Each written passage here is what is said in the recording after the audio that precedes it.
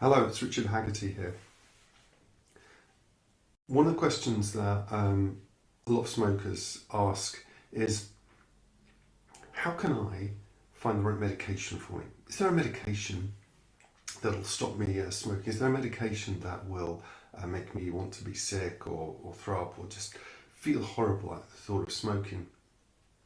And this is really, really important because it speaks to a concern that or a strategy, should we say, even that a lot of people just assume is the case, that the best way to stop smoking is to hate it, is to hate the thought of it, is to find it disgusting. What we would have called in the old days, the older forms of therapy, aversion therapy, that you simply hate the concept, the smell, the taste, everything to do with smoking. You feel this revulsion, and eventually over time, that will put you off it. I want to let you know why this is not the best strategy to use. Now, aversion therapy, or the medication version of aversion therapy, looks very, very appealing, doesn't it? It seems very, very appealing that a person can have this shortcut, this simple shortcut that the brain wants, that, I don't want to do this, I want to stop doing it.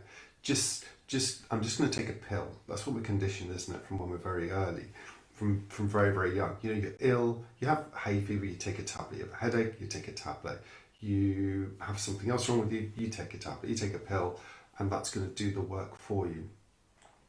Unfortunately, there are a lot of limits to this approach. And of course, the medication that is available on the market, the prescribed medication, has a lot of terrible side effects. So what smokers are looking to do is to find a way to stop smoking, the most efficient and short way to stop smoking. I totally get that. Once you have a desire to stop smoking, finding an efficient way is honourable, is noble, it's smart, it's the intelligent route. Okay. However, you've got to ask yourself, okay, why am I smoking in the first place? And a lot of people say, well, I'm just addicted. But what does that mean? What does addiction mean? Are you physically addicted, or are you more mentally and psychologically addicted? And once you understand the difference, once you understand that there are these hidden emotional needs that you're getting from smoking, then you'll realise the limitation of going down and trying to find any medication or drugs or aversion therapy, because it simply doesn't address them. It's okay to want to find a shortcut to stopping smoking. It's a fantastic idea. And those shortcuts, by the way, do exist with stop smoking experts who know how to work with your unconscious mind, because then you'll be addressing the absolute essence of what you need to, the need for connection, the need to deal with boredom, any insecurity, any old sets of feelings of worries, how to reward yourself during the day, the reliable sense of something or someone being there for you throughout your life. That's what needs to be addressed. And taking any kind of medication or aversion therapy, all that's going to do is going to put a sort of a mask in between the habit, but not deal with the unfulfilled needs, which then you're going to have to try and search for through other means, which may also be unhealthy. It's actually pretty straightforward to stop smoking once you've got your clear moment of enough is enough, you've got your own personal motivation, you've got some help or support, but most importantly, you've got a plan in place. Okay. So medication is not going to help with that. The kind of medication, shall we say, the aversion therapy type medication that makes you feel sick or ill at the thought of a cigarette. Why? Because there's just going to be a lot of anxiety that comes up.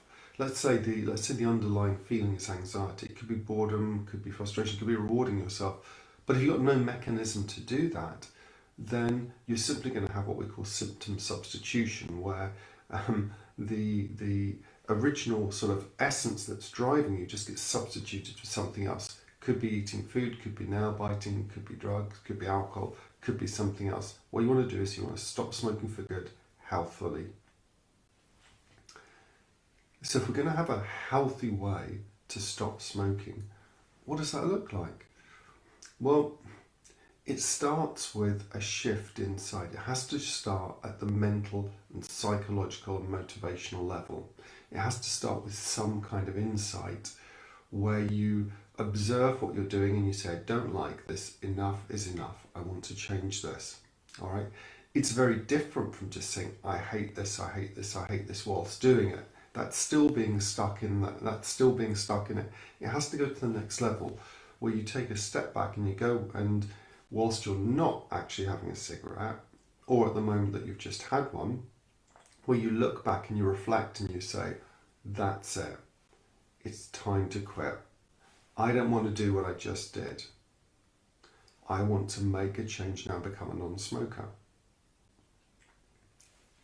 Once you make that decision to become a non-smoker, well, now you can start to assess your options and look around.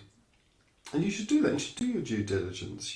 Watch information. Find it. Go and speak to the people. We offer a free strategy call, a consultation, where we can talk over your options and see whether we're going to be a good fit.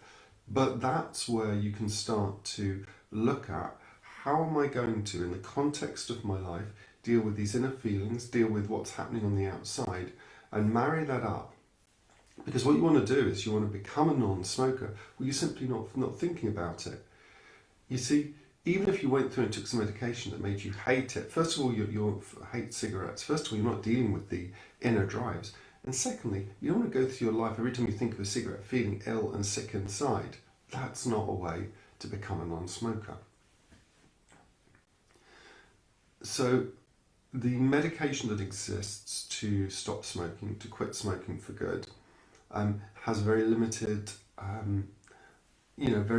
success, and the success that it does have doesn't deal with the original motivation behind the smoking, like fitting in with a group, dealing with anxiety, social anxiety, dealing with nervousness, rewarding yourself, all these kind of things.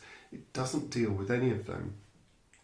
It also has terrible side effects, it's not uncommon to see dizziness, vomiting, illness as side effects, even suicidal ideation.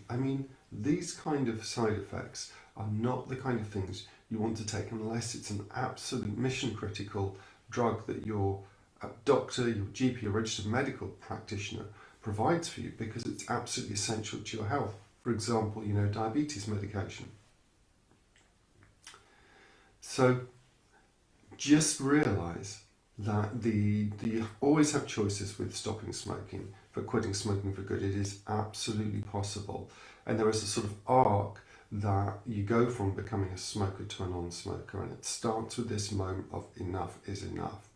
And then you will find a plan. There are ways in which you can do that. We work with people in as little a time as 20 minutes, but within one session, it could be an hour, but we will work to get the job done to help make the next switch, which is, my God, I'm a non-smoker. There's no cravings anymore. I just don't feel that drive, that compulsion to smoke. And that's really what you want to get to. It's this moment of awareness where you check inside, you scan your body, and I've made the change. I just know I don't need one.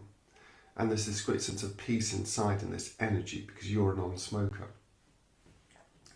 So don't go looking for, don't assume that the only way to stop is to make yourself ill or sick at the thought of cigarettes. If you believe that that's the only way that you can do that, then what you're doing is you're buying into the belief that you have a physical addiction, it's only physical, and hating something is the only way to change it. And what that's doing is it's just like a snowball of Sauron pouring his malice and scorn into the habit and all the feelings you have about yourself in relation to the habit. And it's just something that's going to make you feel crappy, let alone the side effects that are there. That's not the way. Find an efficient way. That's a noble thing to do. Find the right way for you. But just be aware that there are a ton of other options and ways that you can do that to become a non-smoker, and you can do it.